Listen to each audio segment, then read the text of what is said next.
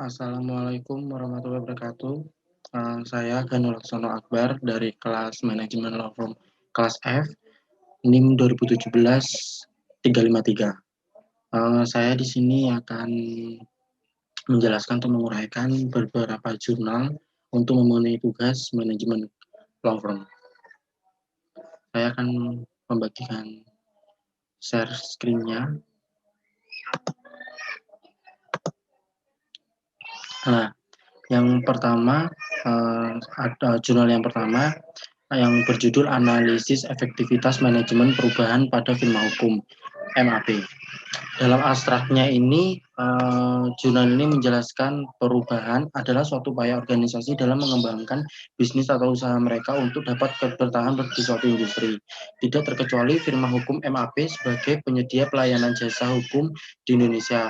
Firma hukum MAP beberapa tahun yang lalu menghadapi suatu perubahan berupa incremental change, yakni perubahannya secara kontinu dilakukan oleh organisasi untuk dapat meningkatkan kapabilitas dan kompetensinya secara relevan dengan dinamika kebutuhan akan pelayanan jasa hukum yang kompeten.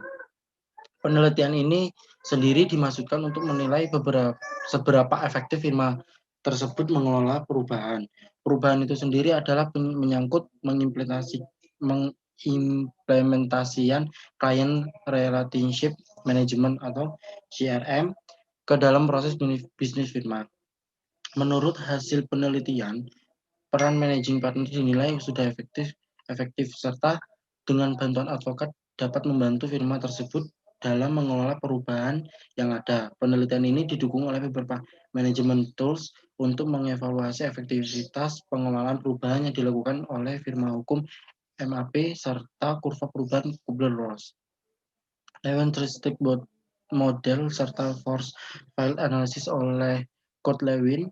Firma hukum MAP disarankan untuk terus menemukan area of improvement dengan terus belajar dan berinovasi dengan menggunakan metode benchmarking untuk meningkatkan optimalitas dalam mengimplementasikan CRM. Kata kuncinya client relationship management, benchmarking, MAP law firm. Dalam jurnal ini yaitu ada pendahuluan. Yang pertama, pendahuluan di sini menjelaskan tentang perkembangan zaman firma hukum yang mewajibkan untuk beradaptasi dalam perubahan. Karena zamannya sekarang kan sudah zaman modern dan menggunakan banyak teknologi-teknologi yang baru dan teknologinya sangat yang sudah mengikuti beberapa kecanggihan teknologinya.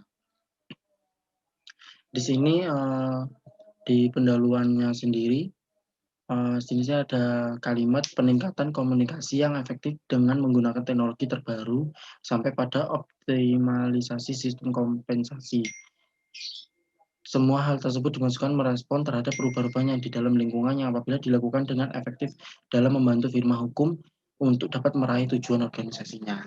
Jadi teknologi ini sangat membantu dalam kantor advokat itu untuk mendapatkan informasi-informasi dalam suatu organisasi firma hukum sendiri. Nah, dari pendahuluan itu terus terdapat ada rumusan masalah, ada beberapa rumusan masalah, itu ada 5. Yang pertama itu apa yang dimaksud dengan manajemen perubahan dan tujuan manajemen perubahan. Yang kedua, apa perubahan signifikan yang terjadi pada firma hukum MAP dan yang menjadi driving force dan retraining force-nya, bagaimana reaksi para advokat dalam menghadapi perubahan tersebut, apakah dengan perubahan tersebut mendorong firma hukum map ke arah lebih baik, apa saja yang meraih faktor kesuksesan dalam menghadapi pada firma hukum MAP. Nah, ini dalam pembahasannya yang pertama kalimat yang pertama dalam itu menurut Volt, pengertian manajemen sendiri adalah seni dalam mencapai sesuatu melalui orang lain. Definisi tersebut mengartikan bahwa manajemen tidak bekerja sendiri, tetapi memerlukan bantuan orang lain untuk mencapai tujuannya. Menurut Mualimah, 2011 manajemen adalah proses perencanaan, pengorganisasian, pengarahan, dan pengawasan usaha-usaha para anggota organisasi dan penggunaan sumber daya organisasi untuk mencapai tujuan organisasi yang telah ditetapkan. Nah, terus ini ada yang paragraf ketiga, tentunya terdapat driving force yang dimiliki oleh firma hukum MAP dalam mengimplementasikan CRM ke dalam proses bisnisnya. Driving force-nya yang pertama adalah CRM membantu para advokat dalam mengidentifikasi dan menganalisa bagaimana firma berinteraksi dengan klien dan membangun serta menjaga hubungan profesional dengan klien. Yang kedua, membantu firma dalam menyediakan pandangan luas mengenai interaksi dengan klien, membantu firma tracking telepon call, serta mengidentifikasi kalender, appointment, serta event. Nah, ada hasil pembahasan dari perubahan signifikan yang terjadi pada firmaku adalah ketika 3 tahun yang lalu managing partner memutuskan untuk mengimplementasikan klien relationship management CRM atau ke dalam proses bisnis dari firma hukum MAP. CRM itu sendiri adalah sebuah sistem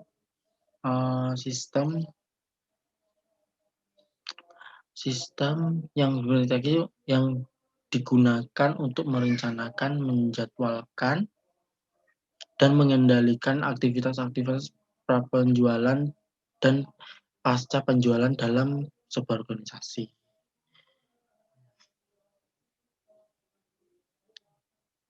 Nah, terus kesimpulan dari semua itu dapat diambil dari penelitian di atas adalah firma hukum MAP telah secara efektif dalam melakukan perubahan dari segi proses bisnis, yaitu dengan mengimplementasikan client relationship management atau CRM. Peran manajemen partner sebagai pemimpin firma juga dinilai optimal karena mampu memfasilitasi serta memotivasi para advokat di dalam melakukan perubahan ini. Jadi untuk dibaca sangat bagus untuk mengembangkan kantor hukumnya. Terus yang jurnal yang kedua itu ada strategi komunikasi dalam meningkatkan kinerja karyawan di BRA Law Office. Abstraknya sendiri kita untuk abstraknya sendiri sudah menjelaskan sebagian strategi komunikasi dalam meningkatkan kinerja karyawan di BHR Law Office. Tujuan dari penelitian adalah untuk mengetahui strategi komunikasi dalam meningkatkan kinerja karyawan di BHR Law Office. Penelitian ini menggunakan teknik analisis data deskriptif atau kualitatif. Adapun teknik pengumpulan data berupa observasi, dokumentasi, serta wawancara kepada pimpinan karyawan BHR Law Office. Berdasarkan hasil penelitian menyimpulkan bahwa komunikasi adalah hal yang mengikat kesatuan perusahaan. Berkomunikasi dengan baik dan sebuah perusahaan tidaklah mudah. Strategi komunikasi perusahaan dibutuhkan untuk meningkatkan kinerja karyawan, di mana BHR Law Office menerapkan strategi komunikasi yang menekankan kepada pesan komunikasi verbal dan komunikasi nonverbal. Sudah ini mencakup komunikasi dalam meningkatkan komunikasi dalam sesama karyawan di BHR Law Office. Jadi dalam jurnal ini sudah diketahui untuk kinerja karyawan itu sangat dibutuhkan dalam kantor itu dengan komunikasi yang sangat baik. Biasanya menurut saya, kalau dalam kantor hukum komunikasi sesama karyawan itu sangat baik, akan berjalan dengan baik. Kalau ada salah satu miskomunikasi, itu akan hancur untuk semuanya. Nah, dalam jurnal ini ada strategi. Menurut Griffin M. et al. 2014, setiap organisasi pada dasarnya memiliki strategi-strategi sendiri dalam memajukan organisasi, mulai dari strategi sederhana sampai pada strategi-strategi yang kompleks. Nah, menurut ini, beberapa strategi itu ada perencanaan, pengorganisasian, penyusunan staf, pengarahan, pengawasan. Komunikasi. Komunikasi merupakan salah satu yang kompleks bagi kehidupan manusia. Manusia menguasai komunikasi yang dilakukannya dengan manusia lain, baik yang sudah dikenal maupun yang tidak dikenal sama sekali.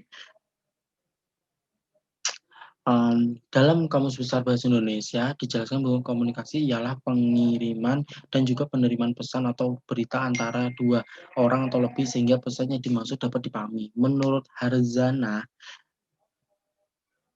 sebagaimana dikutip oleh Lestari G, secara etimologis komunikasi berasal dari bahasa Latin yaitu cum, sebuah kata depannya dengan artinya atau bersama dengan dan kata umus, sebuah kata bilangan yang berarti satu. Dua kata tersebut menjadi kata benda communion yang dalam bahasa Inggris disebut communion yang memiliki arti kebersamaan.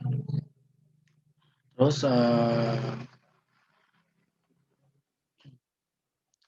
tidak ada apa sementara itu ada Ono Ucaman dan Effendi mengemukakan bahwa komunikasi ialah proses ide dialihkan dari sumber yang satu ke sumber yang lain dengan maksud mengubah tingkah laku seseorang, yaitu ada menginformasikan, ada mendidik, ada menghibur, ada memengaruhi.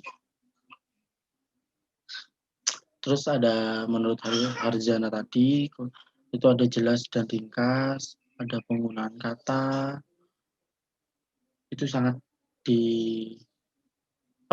diperhatikan karena dalam komunikasi kita harus memiliki bahasa yang begitu dapat dicerna atau dijelaskan agar saat kita komunikasi sama karyawan atau sesama teman, kita harus menggunakan bahasa yang gampang dipahami dan kalau bisa menggunakan bahasa yang padat dan jelas dan mudah dipahami. Tuh. Oke, lanjut ke jurnal ketiga. Nah, ini ada sistem informasi Law Office Nur Sodik SHMH.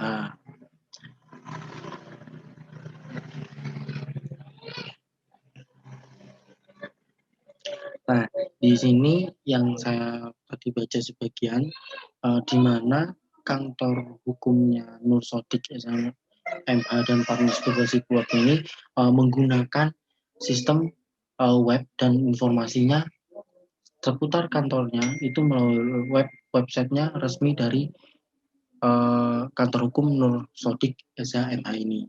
Jadi semua mulai dari awal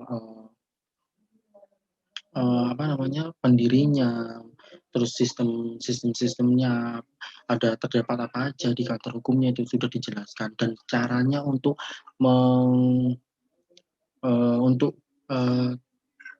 agar klien kita datang ke kantor itu dengan bisa melihat gimana kinerjanya Nur Sodik ini apa aja, terus memiliki penghargaan apa, terus kinerjanya seperti apa, itu dapat dilihat dari websitenya sendiri. Jadi untuk klien sebelum kita ke kantor hukum, kita kan biasanya melihat kan gimana pencapaiannya apa aja. Kita tuh bisa dilihatkan dengan websitenya itu. Jadi semua informasi kantor hukumnya Nur Sodik SHMH itu sudah memiliki website sendiri. Jadi gampang untuk kita mencari informasi tentang kantor hukumnya itu sendiri. Itu sudah tadi kita sebagian aku membaca tadi dalam jurnal ini sendiri. Jurnal keempat. Lanjut ke jurnal. Nah, ini ada harmonisasi Undang-Undang Nomor 11 Tahun 2008 tentang informasi dan transaksi elektronik dalam manajemen kantor advokat. Nah, kita awalnya untuk membaca abstrak dulu. Undang-Undang Nomor 11 Tahun 2008 tentang informasi dan transaksi elektronik memberikan pengaruh yang luar biasa terhadap pergeseran paradigma konvensional menuju paradigma modern yang diinformasikan. Yang paradigma modern yang difokuskan terhadap komputerisasi dan digitalisasi dalam manajemen kantor advokat. Hal ini juga terhadap otomatisasi dalam layanan dan kepuasan bagi klien sebagai konsumen yang berasal dari seluruh dunia.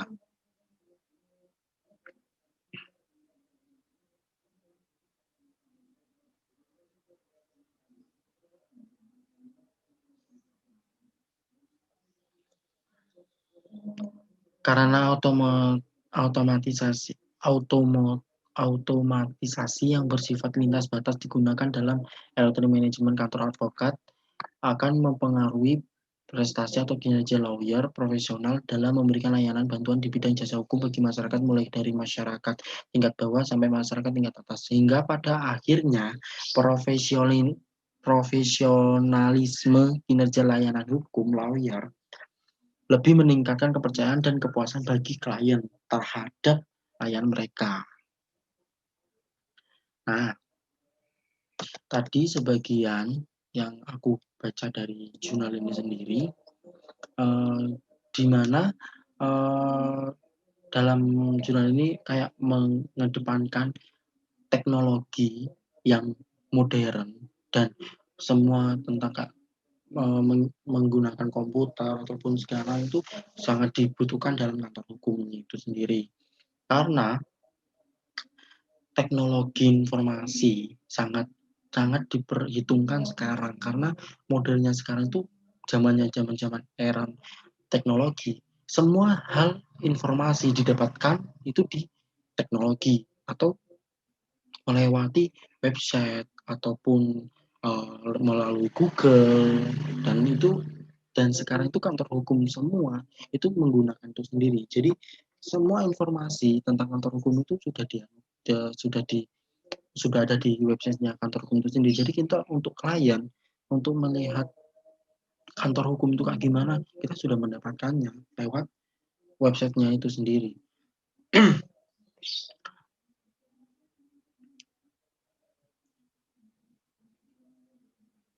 Ini benar-benar sangat apa yang dibutuhkan banget dalam kantor hukum itu sendiri dalam jurnal ini. Nah, ini ada beberapa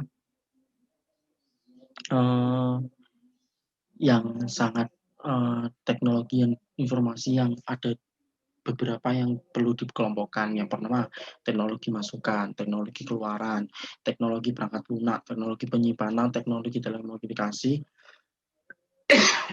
mesin pemproses.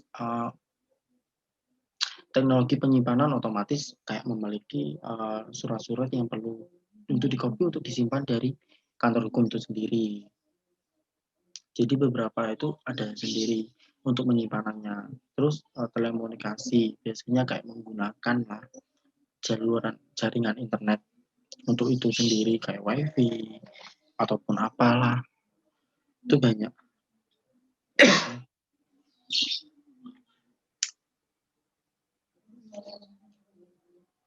Lanjut ke berikutnya. Ini ada peran strategis manajemen sumber daya manusia kantor hukum Laurentius, Arliman Simbolon, dan partners dalam peningkatan daya saing di Kota Padang. Oke. Nah, abstraknya dulu kita baca. Sebagai salah satu pilar fungsi perusahaan, manajemen sumber daya manusia merupakan tonggak utama dalam pertimbangan pengambilan keputusan 3 fungsi lainnya. Yang pertama keuangan, kedua pemasaran, ketiga operasi atau produksi. Sumber daya manusia dalam perusahaan merupakan aset yang paling berharga. Optimalisasi hasil pencapaian perusahaan akan sangat didukung oleh peningkatan peran para manajer fungsional yang terlibat dalam pengelolaan sumber daya manusia. Manajemen sumber daya manusia merupakan bagian dari ilmu manajemen yang memfokuskan perhatiannya pada pengaturan peranan sumber daya manusia dalam kegiatan suatu organisasi. Dalam mencapai tujuannya, tentu suatu organisasi memerlukan sumber daya manusia sebagai pengelolaan sistem. Agar sistem itu berjalan, tentu dalam pengelolaan harus memperhatikan beberapa aspek penting seperti pelatihan, pengembangan, motivasi, dan aspek-aspek lainnya. Hal ini akan menjadikan manajemen sumber daya manusia sebagai salah satu indikator penting pencapaian organisasi secara efektif dan efisien. Dari tadi beberapa yang saya baca tadi, dalam manajemen sumber daya manusia itu memang sangat diperlukan karena kita sebelum kita mendirikan kantor hukum ataupun pendirinya, kita harus memiliki beberapa SDM-SDM yang sangat diperlukan untuk menunjang kantor hukum itu sendiri, seperti lawyer yang profesional. Dilihat dulu SDM-nya, apakah dia mumpuni untuk bekerja di dalam kantor hukum saya. Contohnya seperti itu. Jadi sangat-sangat sangat dilihat dari kinerja sumber daya manusianya itu sendiri. Kalau kantor hukum itu memiliki SDM-nya yang agak rendah, pasti akan rendah dan memiliki kantor hukum yang tidak mungkin akan gimana ya, akan dilihat hanya sebenarnya dilihat sebelah mata oleh orang-orang sendiri gitu. Dan kantor hukum sendiri kita memiliki pelayanan untuk masyarakat kan, untuk membantu. Jadi SDM-nya kita harus tinggi untuk membangun ataupun dalam membangun kantor hukum itu, dan manajernya atau manajemennya kita harus benar-benar melihat semua. Itu harus memiliki beberapa sasaran, tujuan, dan semua orang dalam kantor hukum itu SDM-nya dan itu harus bersatu dalam tujuan itu sendiri. Visi misinya harus satu, tidak boleh bercabang-cabang ataupun berbeda pendapat seperti itu. Dan terakhir, ini penerapan biaya, kualitas, dan peningkatan kepercayaan klien. Kalau tadi saya membaca sih, ya beberapa tentang membahas untuk fee dalam kantor hukum itu sendiri. Jadi pembagian kayak di administrasi pembayaran ataupun nanti ada kayak pembalikan ataupun kayak tidak cool dalam menangani kasus itu gimana ya, seputar seperti itulah. Dan itu sekian dari saya menjelaskan beberapa jurnal tadi untuk memenuhi tugas manajemen law firm. Dan jika ada salah kata ataupun tadi saya kurang menjelaskan, saya mohon maaf, itu karena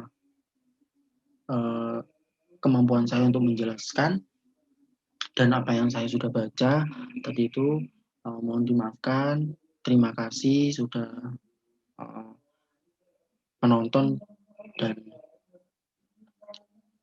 membantu saya untuk memenuhi tugas ini. Dan terima kasih untuk Bu Tino yang sudah memberikan tugas tentang mereview jurnal-jurnal tentang manajemen law firm. Terima kasih, dan mendapatkan banyak ilmu dan banyak yang perlu dibaca, dan terima kasih banyak. Waalaikumsalam warahmatullahi wabarakatuh. Dari saya, Daniel Akbar, kelas F Manajemen Law Firm, NIM 2017 353. Terima kasih.